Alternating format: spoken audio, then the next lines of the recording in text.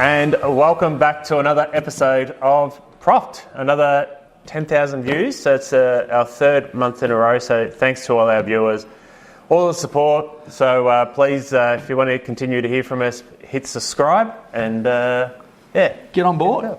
Thank you very much. I'm glowing with delight, Michael, about the 10,000. Oh yeah? 10,000. You're glowing with delight. I hadn't noticed that. We've just had retro round in the AFL. And I see you've pulled out the old 4-pin. I didn't see one of those. Actually they're hard to find. Good for all occasions, Mike. Good for all occasions. Glad. Anyway, we've got a big episode coming up. We've got not one but two guests. So we have David Flood from MCP Financial Services, who's going to let us know what's going to happen with rates. Knows his stuff. And all matters financial. And then we're going to jump in the car, head down to Portarlington and go meet with Murray Rance, who is a senior executive of the Little Group, more particularly in this instance, the Port Phillip Ferries. So we'll and previous captain of West Coast. He is, yeah. So we might do a few things down there, so a little bit later in the episode. So what are you generally seeing out there? Well, demand has fallen, and it was always going. It was winter. It's cold, and this has been a particularly cold winter. True in the fact from a residential, doesn't generally affect things commercially, and that's been a... What we're saying commercially is a lack of investors, right? Yeah. So that's what, a lack of cash, lack of money in the market to be able to help. I think it's lack of, well, it's people want yield. Yeah. Those aren't really wanting to... The yield's shifted dramatically, so, you've seen what things sold 12, 18 months ago. Yields come back up because values have come back down. Yeah, and land tax. Land tax, that's what's killing people. It's your outgoings. That's what's taking people to six. Everybody's resetting, I think, when it comes to the commercial and investments. They're resetting about what they expect, and we're seeing a lot more people invest outside of Victoria at the moment. Queensland in droves. and Adelaide seem to be the buzz cities at the moment. And they don't have the same taxation regimes we have in Victoria. So I think that's having an impact on our commercial. Yep. But, in terms of residential, there's only 3 suburbs that actually showed any growth in the last little while, which was Newtown, Darn Heights and Bannockburn. They've also shown a little bit of growth, but not much. We're talking like 0.8%. So really, it's been flatline. So demand has fallen, but supply's also fallen as well. So we're not seeing a market crash. Yeah. It's supply and demand are pretty well fallen. People are probably just trying to get a grip of what's happening with rates, which we won't talk about now because we're going to interview David shortly. But some of the most marketable areas to watch to see what happens is the coastal areas. The coastal areas, there is so much on the market there above that $2 million bracket. There's a lot of properties coming back, they had the biggest increase during the COVID period, and they're probably coming back the hardest. But they generally are the canary in the cage with some of their stuff. But you have a look at areas like Torquay have fallen back from a medium house price of 1.3 to 1.2. It's similar in Anglesey. Anglesey's a massive fall off in volume. I think they did only like 60 sales in the last couple of months, where the year before they were at 120 odd sales. So in the volume of sales in the coastal areas are falling right off as well. And that's going to happen at this time. You don't buy next to the beach in the middle of winter, do you? So it's the best time to buy. It is the best time to buy. Well, one of your boys, Will, just sold one down in Portarlington, didn't he? So quite a nice property there. So there is activity. There's still activity down there. So things are going on. Yeah, right, I suppose. So a couple of things to tick off. We're always on Market Square watch. Market Square. What have they said? What have the owners of Market Square The owners said? of Market Square have come out and said there's no way they're going to invest in that property to make any improvements to that property without the buses being moved. Yeah, okay. So we had Mayor Sully on. We did. All right. Council want to move. Yep. Business want to move. Who's stopping us? Our old friends at State Government. So state government have run the transport in Geelong. They have not got a transport plan for Geelong. They don't have any people even working on a transport plan for Geelong. And we have buses, stopping on top of people in the middle of the town. And I think every group now has come out and said these buses have to move, have to be reviewed. And it's up to our local member to do something now about they've come out and said we will not do anything with Market Square until they're moved.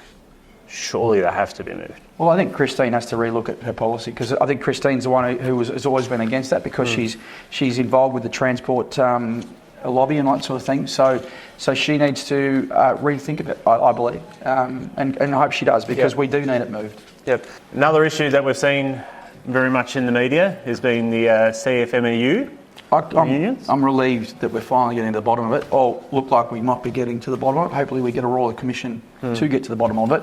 That's what's needed. What's that going to do for construction? Construction prices have been artificially pushed up right across the state in every private and public project because of the rate that they're paying unskilled labourers and labourers. You're competing against that. So if I'm your hospitality venue and I'm employing people at $35 an hour, that same person can go and get a job in a tail as an unskilled person for $75 an hour. How can I compete with that? That goes to every business in Geelong. I know of a business that was had mechanical, they were servicing motorbikes and stuff like that. They lost 6 mechanics in a week that all went into the tunnel and got a better wage, twice what they could afford to pay them in Geelong, and that's a generational business gone under.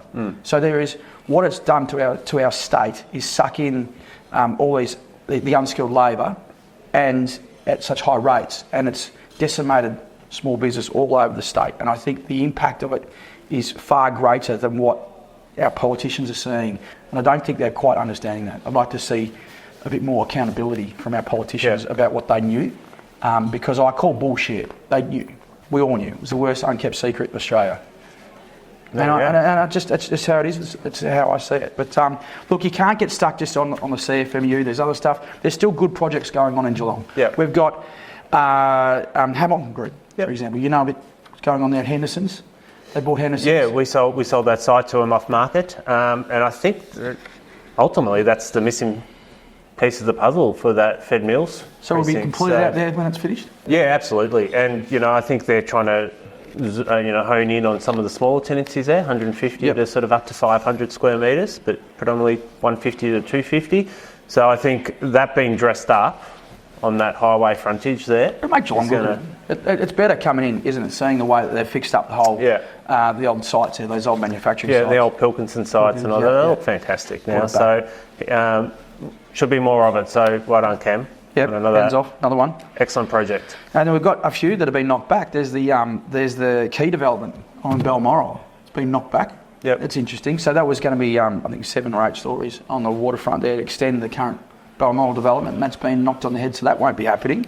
But you sort of see is that really, do we need it? Like, we've got a lot of other apartment complexes in the play. Well, the issue is, I think there's a lot going to come on all at once, because we had our hands tied for 3 years whilst they figured out what they're going to do with the framework.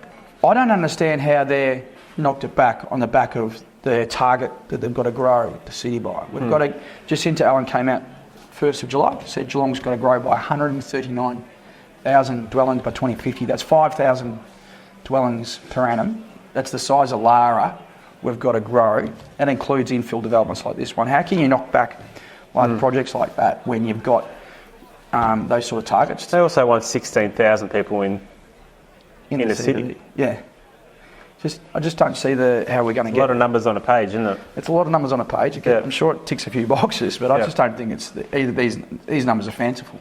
Yeah. How are you going to build Lara? We can't even get the Northern Growth Corridor going because we've got Eelis Dragons and other things going on out there we've got to deal with. So... It's hard to see how they're going to get it. It's an episode. Yes. We've had some good sales out there, though. Yeah, there has been. There was a good sale at George Street, Geelong West. Giles Craig sold 39 George Street, which is that big 4,000 square metre property in there in Geelong West, and got 3.17 million for it, which is a record for that region for Geelong West. There was another really good sale at 45 Buckley Falls Road, also Giles Craig. It was off market. Yep. Off market, yeah, 3.8 million. So decent property for that. And 234 Yarra Street, 2.1 million was sold by Wilson's Real Estate, which is another good little property. So there's been a few good sales. Even though it's been a slow market, there's still some good sales. And from a commercial point, there's that big site that was sold out on Cole Oak Road behind the service station McDonald's there. And service station out there. Yep. So that was bought by a Swiss-backed retirement village operator. Yeah, right. And they paid $400 a square metre, which is a pretty good record number too, for that site over 4.17 hectares, so about 20 million. So talking about sales, or slow sales. Slow sales. Our good friend who has appeared, I can't remember how long ago, it's been a while. Brett D'Souza, who he embarked in trying to sell his own property. Yes, he did. He has finally got it He sold. finally sold it. What would days on market be for that, mate? 413. So 6 Walton Street in Brunswick has finally been sold. So well done, Brett. 413 days on market. I wonder what his interest coverage cost would have been as opposed to what he could have paid an agent for to sell it in the normal 60 days campaign. Case in point. Anyway, we've got a jam-packed episode coming up, so let's go straight into our interviews.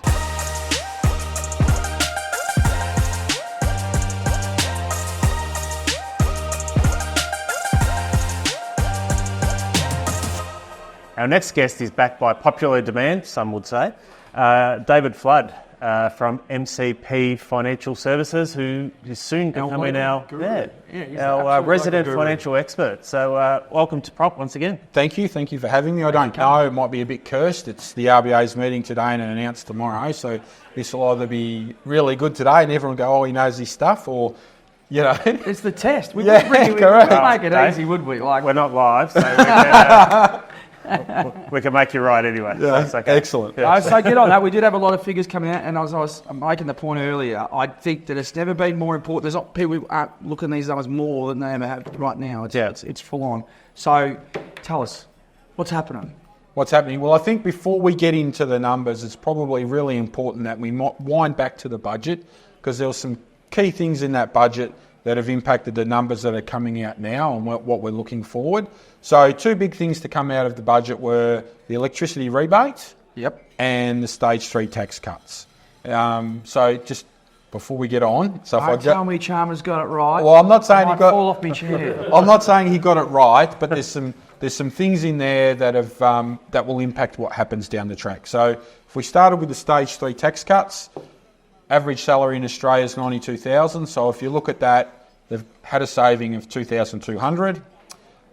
The average mortgage in Australia is $625. So if you had a 25 basis point cut, that'd be around $1,500 a year. Right, so the tax cuts is equivalent to a 25 basis cut or a saving in what they would have otherwise paid their mortgage. Correct. So we've effectively had a 25 basis point cut in the economy.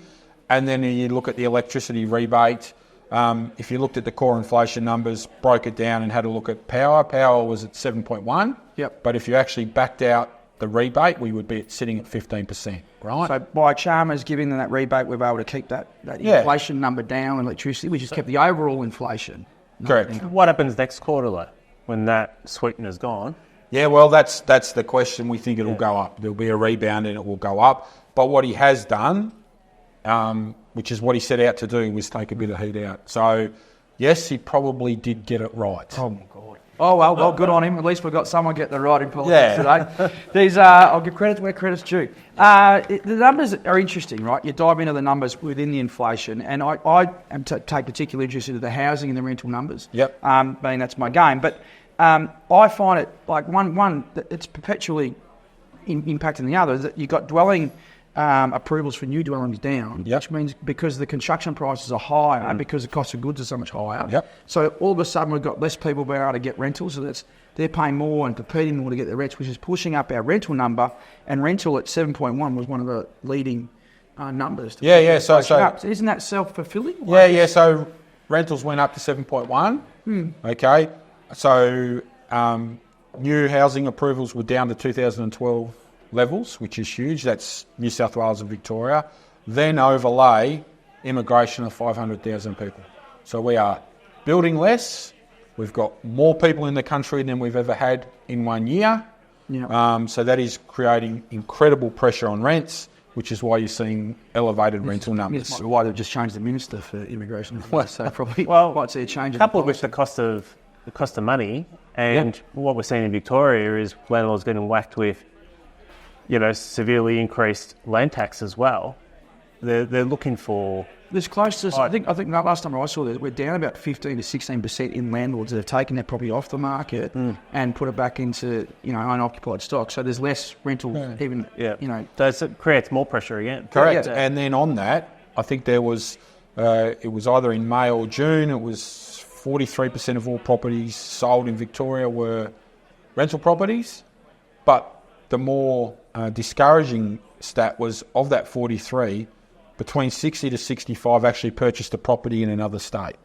You know what says that to me? It says the feds are getting it right and the state government in Victoria is stuffing it up. I'm happy to say it. Yeah. Well, the congratulating the pollies didn't last long, did it? No, it didn't.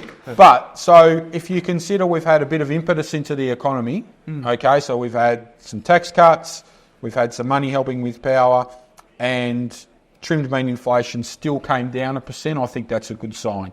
I think what that's telling us is that rates are at a level that they need to be. We probably don't need to go any higher. What that probably does mean too is a few of the banks were predicting a cut in November. I don't think that'll happen now because I think with those stage 3 tax cuts, we've effectively got that. We've still managed to keep inflation under control. It's still come off a little bit. It's dire straits out there. Like there is a lot of business. Look at Carlsberg Jr. just gone into liquidation. There's not just liquidation, but closed businesses because they just... Yeah, there's been a number of high-profile, Melbourne CBD restaurant institutions that have been there for decades that have folded as well. How many bookings did you lose from that? So there are quite a few restaurants that Michael's come off, dropped off Michael's to-do list. But there's the builders, like heaps of builders going under. There's around Geelong, I think Pistol Pete's closed. Yeah, quite a few. Mexican Graffiti, I think they've been open for 42 years. Since I was a kid, at least. Yeah. And that's, data's my thing, so that's backed up by the data. So if you have a look at the retail sales numbers came out same time the inflation numbers come out and they got missed a little bit. But cafes, restaurants, etc. were at 0%. So no growth at all. Yep. And the other thing while we're on the retail numbers is whilst there was a slight increase in sales, so sales rose about 1.5%, total volumes were off 0.6. Yeah. So what that's really saying is people are buying less, it's just costing more for that same stuff. Yeah, correct. So the frightening stat that I saw in relation to the hospitality sector was they're predicting 1 in 11 venues across Australia to close over the next 12 months. Jesus. And that probably tells you how hard... You saw how hard hospitality went in the peak. Everybody was buying a pub. And now there's those transactions are coming back big time as well. So it's hospitality's in a bit of strife. So if you play that into retail sales, so on a per capita basis, retail sales fell for the 8th straight quarter. So it's down to its lowest level since September 2021. So if you isolated them in their own sector, they're well and truly in a recession. Correct. Yeah. There's a two-speed economy, isn't it? Some of us are in recession. Some of us haven't quite got there yet. Yeah. Well, I think when you consider that consumption makes up 70% of what drives our economy, and consumption is clearly off, we're in trouble. Well, we're not in trouble. We're just bringing that inflation number back. So I think we've got to be careful of not painting too negative a picture, all right? So the RBA is in restrictive territory because it wants inflation to come off. Yeah. So what we've got is, yes, they're coming off, right? Inflation's coming down, sales are coming off. We have one industry that's really struggling within this. So hospitality is really struggling, but the rest of it's not too bad. It's okay, and builders. So builders and hospitality are struggling, but we're okay and where we need to be to stop this thing getting out of control. So if I summarise what you're saying, economy is barely going anywhere. Yep. Inflation's falling, unemployment's rising. Yep. And therefore we need a rate cut tomorrow. No, we don't need a rate cut tomorrow. We don't need a rate cut tomorrow. We're going to get one. No. So what's the David Flood prediction? I think we're April next year. I think I think one of the things to think about is if you listen to the RBA governor, and her message has really changed. So over the last 2 meetings, she's moved from getting it within the band to getting it into the median of the band. Okay, so if the band's sort of 2 to 3.5, then we really need to get not to 3.5, but we need to get to 2.75. So that to me says we're going to stay at an elevated level. I'm not necessarily say we need to go up, but we might be at an elevated level. And historical data points towards when Australia reaches the peak of its interest rate cycle, it holds between 12 to 18 months. So we've only been in it for 6, so we've at least got another 6, maybe 7 or 8. I'm not a patient man. Never been known for my patience. But these people, the RBA, they're looking at bigger stats, and we're looking at our stats. We're very, very focused here. they're looking a lot what's going on in the US, aren't they? Look, that they take that into consideration, but they're really focused on Australia. So I think they're looking at the jobs data, which was a little bit stronger. They were probably hoping for a bit more of an upkick, but it's still within their range. I think the rest of the world's starting to get inflation under control. If we use the USA as an example, their inflation numbers have come off slightly. Their job data came out on Friday, so they were anticipating 180,000 new jobs. They only got 117. So that's created a bit of angst. They're now using the R word over there, saying, look, there's a possibility of heading into a recession. Their share markets. Nosediving. Yeah, correct. Yeah. The share market's come off. So all of a sudden the market's gone from a 50-point cut for the end of the year to now pricing in 100 points. Yeah, wow. Now there's only 3 meetings left, so that means any cut is going to be aggressive. Yep. So, they're sort of talking between 40 and 50 points in September. Whilst it won't have an immediate impact on Australia, our dollar will obviously get a bit of rebound out of it. It will be good for the dollar, but it does give another data point for the RBA to look at and say, okay, what's happening in the rest of the world? We've still got ongoing issues in the Red Sea. The cost of transportation still are still high. I think containers have doubled in price, tripled in price over the last 6 to 12 months, and we're a net importer. So that means everything that we buy has gone up. Yep. So I think what we're seeing from this RBA is that they're prepared to take that into account. They're not jumping at shadows. They're not saying, hey, they're prepared to go, okay, a bit of this is actually out of the consumer's control. So whilst we might go up a little bit, it is not their fault. And these are items that we need. So I think that's a positive. Yeah, well, this should be more pragmatic. All right, so in a nutshell, no rise. No rise. And no cut. No cut. Mind you, I think we talked before, two of the majors are predicting a cut in November, and 2 are talking Feb, March next year. So I'm a bit outside that. I'm April. So I hope you're wrong. Yeah. Well, thanks so much for coming in, mate. No, thank you. Thanks for joining us again. Thanks, Michael. Cheers. No. Thanks, guys.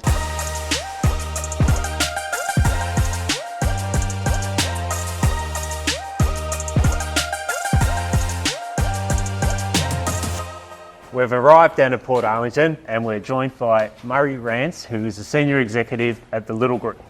So thanks for joining us, Murray. Pleasure. It's great to have you here. Thanks for bringing the sunshine out as well. Well, it's out. We're still a little chilly, but it's a great day. It was similar to this yesterday. It was fantastic. What a great marina. And down here, look at this, Mike. You've got all this covered walkway to come up to the ferry. It's beautiful down here. There's people catching fish. Fantastic. So we are down here to check out 2 things: the Port Phillip Ferries, as well as the grand old hotel on the main street. So I can't tell you how important it is for this region for us to have this business here, like to have Port Phillip Ferries bringing people in to a region. As a valuer, when it was first announced that they were bringing the ferry here, the values in the whole region spiked. They just went up. Everybody knew that it was going to come. But the people that sort of were buying down here were young families that were going to bring young families to the region to then live their lives and be able to still commute to Melbourne and have that connection. And so transport connections are a major impact on value. It's interesting. When we first started, it was what values are going to bring to the region, and then all of a sudden everyone realised the commute was a lot less time than it was to drive. It was 72 minutes to get on the ferry and drive into town. So we started with something like 20 or 30 commuters. Yeah. We have up to 140 a day that now go across for work on the other side. On a daily basis, commuters versus sort of people coming for tourism? That's a good question. It's almost 50-50. Yeah, okay. So, on the weekends we have, it's a different demographic. We have families, we have people coming across to experience things like the Q train, the restaurants and all the wineries around the place. We also run into Geelong as well, so there's a great opportunity for families to go into Geelong too. So it's been a really good journey for us. It does bring Melbourne across to the Bellarine, doesn't it? Which has got so much to offer, and I still think underutilised massively.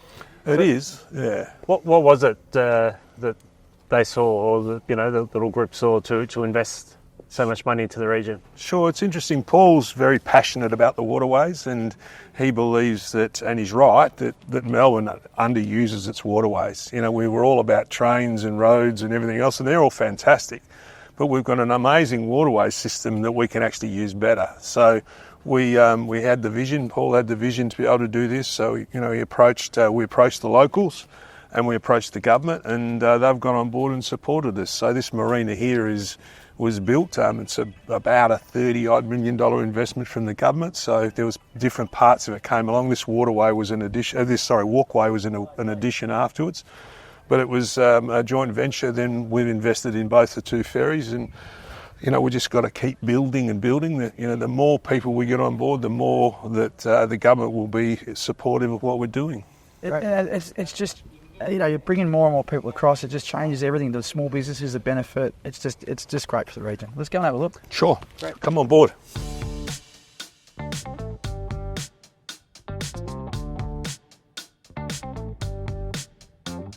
So welcome aboard, boys. This is Bellarine Express, Geelong Flyer over the other side.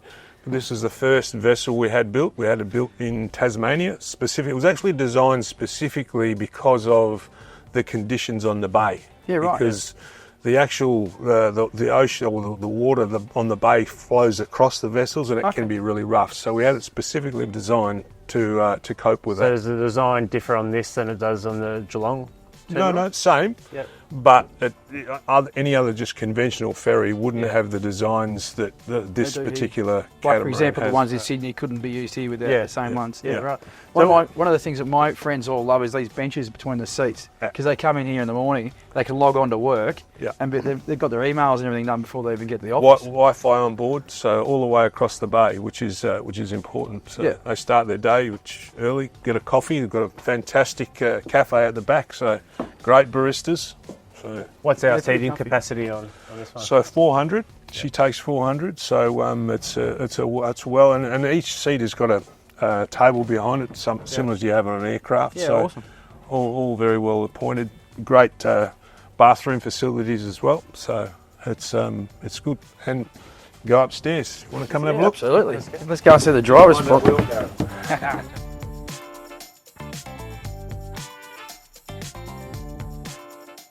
How many services are we conducting?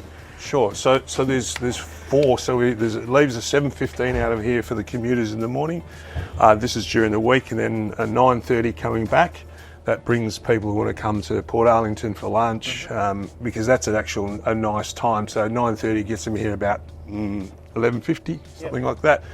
You can go to the pub or one of the restaurants for a feed.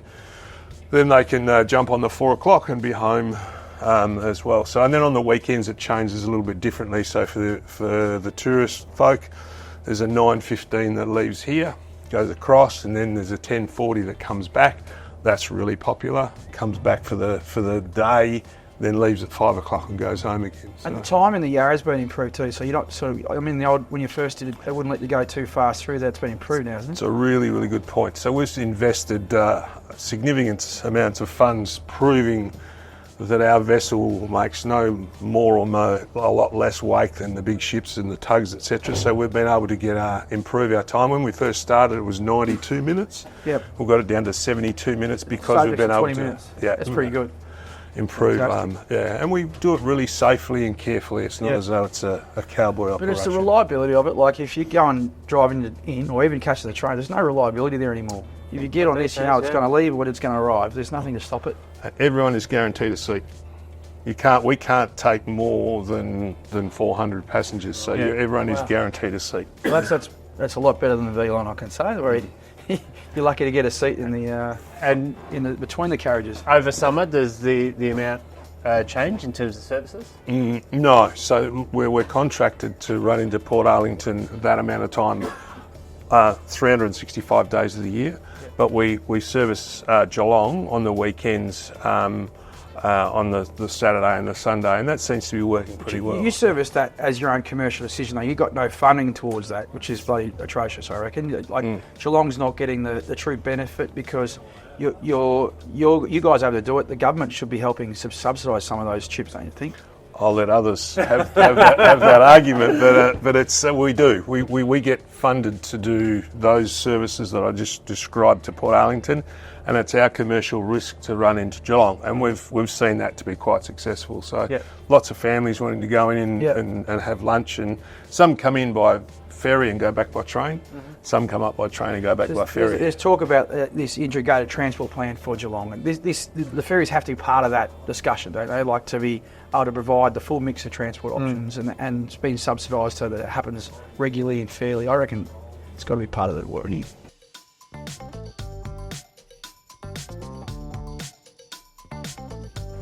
Like to go, Mike. Bring her out slowly. Now, I wouldn't let him near any of the controls, Murray. It's almost like a cockpit of an aircraft. How cool is it?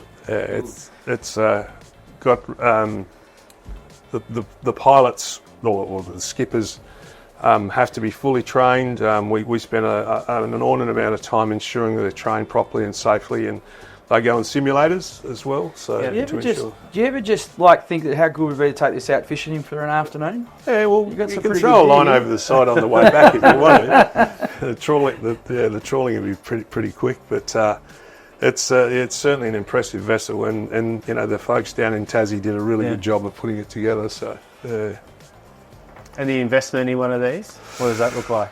It's about 10 million. To put one of these together. So big ask for a private enterprise to try and subsidise and pay for this sort of stuff to get something going. It's a bit, Jesus, good. Now, I see a red sash on the skipper seat there, Murray. Is that a bit of a nod to I'm disappointed by that. To the boss? Well, the chairman, he did insist that it was a red one, not a white one. So, and that's why we only let it stop in Portarlington this way.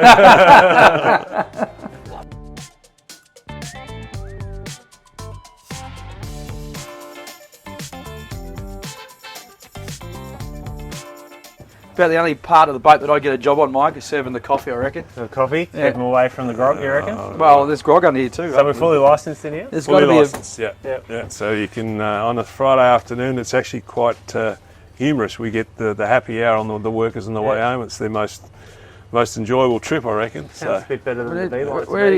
I'm just looking where he keeps the Bellarine. On the back deck having a beer? It's not bad, is it? I just want to find the Bellarine plonk. Where do we find it? There's plenty there behind you, mate. I can't think of anything better than a Friday night coming back. You get quite a collegial group of people too when you share the trip. They're all very, very territorial too. They know their seats, and they know if you sit in someone else's seat, you get told. That's a bit like being the social club at the Geelong Footy Club. Yeah, that's exactly right.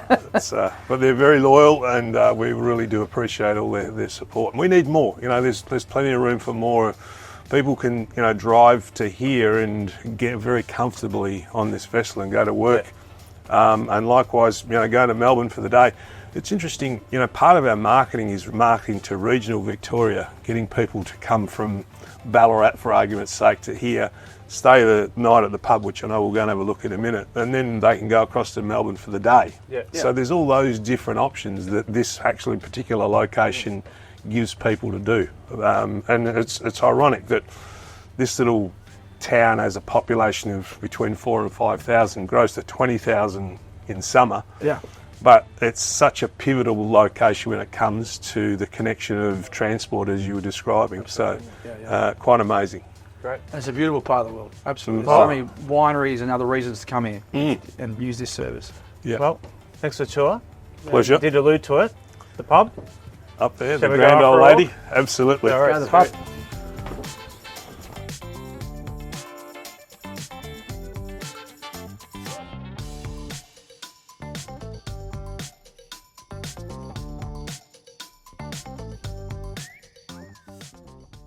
That's not a bad view, boys, is it? Not bad, is it, mate? What's a beautiful, beautiful spot on the Bellarine, and it's just so innocent, isn't it? It is. It's such a beautiful little town, and the way the locals have embraced the ferry, we're so grateful for them, and I know they want it to be here continually, and we're lobbying with the government to do that to ensure, and they've been supportive. We can't deny that. But the more we get on board, the better, and the more we can encourage people to do different developments in Portarlington, I think that'll help it grow as well. You know, it's not just Paul Little and the other You need locals. further investment. We more do. investment. And it's coming. You know, I think there's plans for a big development just on the way in from town for a 60 odd apartments. 60 apartments there. Yeah, I think Magnificent there was a plan here for this site here next to the post office. I don't think that's got approved just yet, but they're working through an appropriate design for that site. There's and the actual shopping strip itself is it's iconic, isn't it? Yeah, It's beautiful. quite iconic. So it's actually just a very short stroll from the ferry up to the first magnificent pub up there. How did that all come about in terms of investing and taking over quite an iconic pub as well, I guess? It's interesting.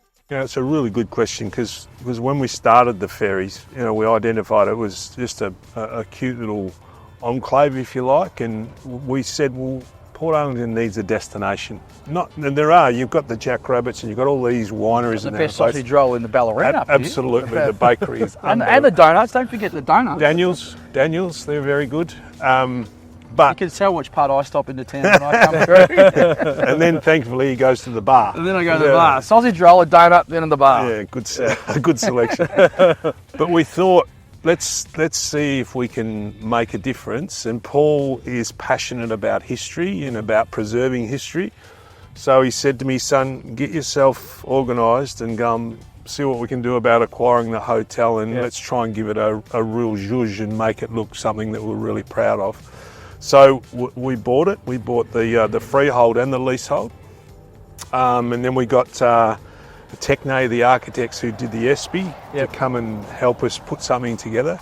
And we wanted to make it, preserve the history and the historical look of it, but make it pretty cool. And it's got to be functional in today's day. Correct. Yeah. And there was the flag tower, the historical look of it. It's just brilliant. You know that tower's got a 16-degree lean on it? Does it really? Yes.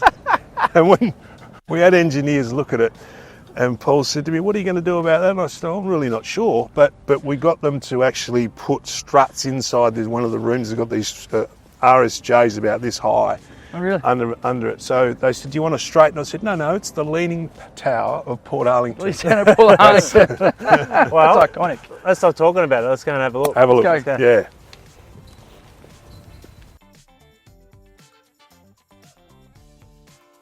And do you know the history?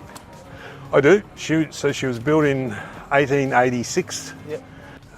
It's had a few owners, but the ones they had there's some photos of that particular what we call the atrium, which was a bar. It used to look a bit like a hay shed. Yeah. Oh yeah. So we pulled that down. But yeah, it's been sort of putting along for years and years and years. Had 25 rooms, of which there was no en-suites. Yep. So shared bathrooms. Pretty typical. Ones, yeah. It was. So we've now restored them to 18 rooms, all with en-suites, and you can have a bit of a look at those later. But she's certainly been through a number of different families and the history, and you'll be able to see some of the photos in there that we've actually got from when she was born. There's actually 2 mirrors in there that were given to 2 sisters by, I think they were the second owners, and they donated them back to us to try and create some of the history in the hotel. Yeah, So, fantastic. but she's a beautiful old couple. She's a beautiful girl. And that's the mirror. One of the mirrors I was telling you about. Yeah, fantastic. The decorative features are amazing. You've kept it all pretty cool. How long was the restoration period? So we bought it just prior to COVID, so just 2019. Always good time to buy a pub. Yep. Yeah. 2.5 years. Yeah. So it was a hard journey. We had to. Every time we opened something up, there was asbestos. There was These floors being completely replaced. The bearers were all, in fact, I think the floor was actually sitting on soil. And interesting little stat, in Portarlington, there's these big concrete pits that they used to store water in. There's about 12 of them up and down this strip, and we had one in the middle of our pub that we had to fill in. So it's there you go. What you find under the ground. You find those sorts of things just moving, like there used to be a toilet over there, we had to change that into the booths, and Paul was pretty passionate to have booths. They're quite popular. You see when you go into the restaurant, they certainly are very popular when it comes to eating and dining. So.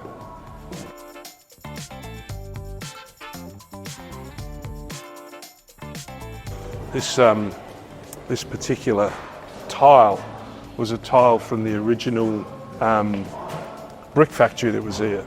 Yeah, wow. So we found a little place to put that. A little bit of heritage everywhere. Oh, I've seen that.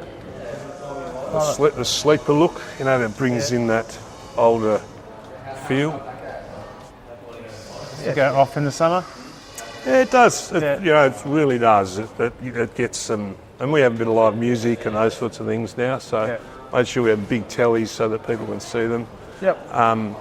This, as you can imagine, will get pretty warm. So these big fans do their work. We open all these windows up so we can get the wind to come through. Then we've got the lawn area at the back so families can come with their kids. We've got some games out there. At the moment we've got a marquee so that we've got a bit of a spillover area where people can go to. Big pizza oven in here. Today's Mussel Monday, so you can get, we're all special on Portarlington mussels. So, brilliant. And what footy side are you wanting to watch on the TV? Me? Yeah. I just love AFL. Yeah. That's uncommittal.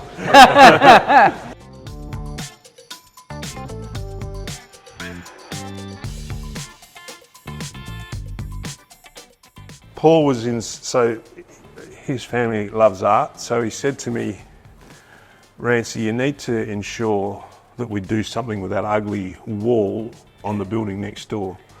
So we got a street artist to come in and do some. How cool is that? So the Weedy Sea Dragon, which I don't know whether you know about the Weedy Sea Dragon. So there's Port Phillip Bay is famous for that. There's a vessel there that was one of the famous vessels we were talking about earlier, fellas, where the ferries used to traverse around the bay. So that's one of the vessels there. But yeah, it's amazing. The windows create a frame for it. Or each part of it, So that's fantastic. we thought we'd do that. We've got this kitchen, so decent size. That is a chef, designed by a chef, that one. So she's a cracking kitchen. We can do hundreds and hundreds of meals in here. And that's our whole idea, is to be able to cater. So on a Monday and a Tuesday and a Wednesday, we don't open this part up, particularly this time of year. We've got a smaller kitchen out there, but during the summer, this just pumps.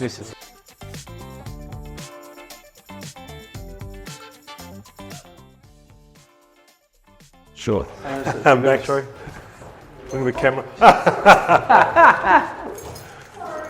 You're right. So this was very much a part of the history of the hotel, of really high ceilings, the roses, making sure that we keep these archways in as well. So that was all part of making sure we retained as much of the history as we can. You can see the look and feel of the walls. Yeah, the rough particular sort type of finish. plaster. So you have a look at the character of the carpet here. It was specifically, that was made in Italy. So cool.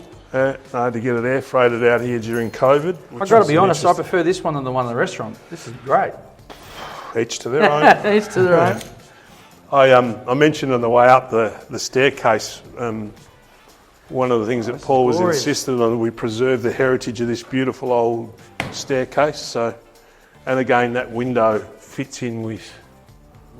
They're synonymous with these old pubs, these staircases, and this one looks very much like the one in the Queenscliff. I was a bit cranky about having to put these silver strips on the steps, but you have to make sure. Takes away that, but they're still... So you'll notice each one of these, so there's 6 of these bay rooms, and they're all named after one of the ferries. So this one's the Waruna. Is that the ferries on the wall here, some of them? Some of them, not in particular that Waruna, but this particular one was named after the Waruna. How many rooms? There's 18 rooms, and there's 6 bay rooms. There's 4 what we call grand bay rooms. So this one here is the number 1 Oh, this room. is nice. And a little shout out for a local amazing furniture company, Zuster, did all the designing of the furniture inside here. So It didn't occur to me that you had this here. I'm from Geelong, and look, what a great place to bring your partner for a weekend. Dine down the restaurant and stay up here. Like, this is really accessible to locally, and it's such a beautiful spot. it is a good spot, and the more we can encourage the locals to use it, the better. You know, and even you know, I think we were talking about earlier where we get locals to come and stay here, and then do our day trip to Melbourne and come back. You know, you can do those sorts of things. Go to the movies, go to the theatre, and you don't have to fight the traffic in Melbourne. You don't have to fight for car parking. You can actually stay here and go across and enjoy a really, really nice couple of days if you wanted to. Do it at a nice, nice speed. Yeah. This has got date night written all over it, Michael. Yes, well, Might not take you though. I was going to say that. I think we can arrange something for you. So Murray, I don't reckon a lot of my friends are going to know about this. This is absolutely amazing, and it blows my mind. What sort of deal can you do for us? Well, Always the deal maker. a couple of good-looking lads. Really, I reckon we can do something. What about we do 15% off the room rate? Yep.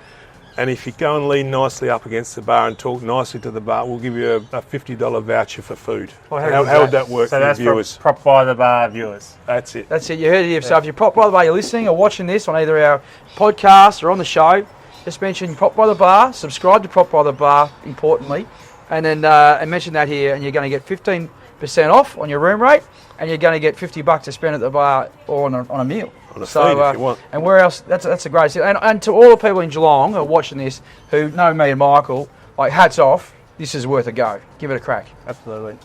It'd be Very great. generous. It would be great to have you. And look, we want the locals to enjoy this as much as the tourists. It becomes a local pub. So come along, have a look, watch the footy, do whatever you want to do. But you can use this as a base. Yeah. You can go to anywhere. The bus that'll take you wherever you like to go. Yeah, it's beautiful. Well, Murray, Fantastic. thanks for your time. Pleasure. And the tours of both the ferry and the pub, they're both magnificent. Thank you, now, boys. So appreciate Thank you your very time. much. Thanks for what you're doing for the region too, Murray. Oh, no, really it's brilliant. great. It's great to be here. Yeah, thank you.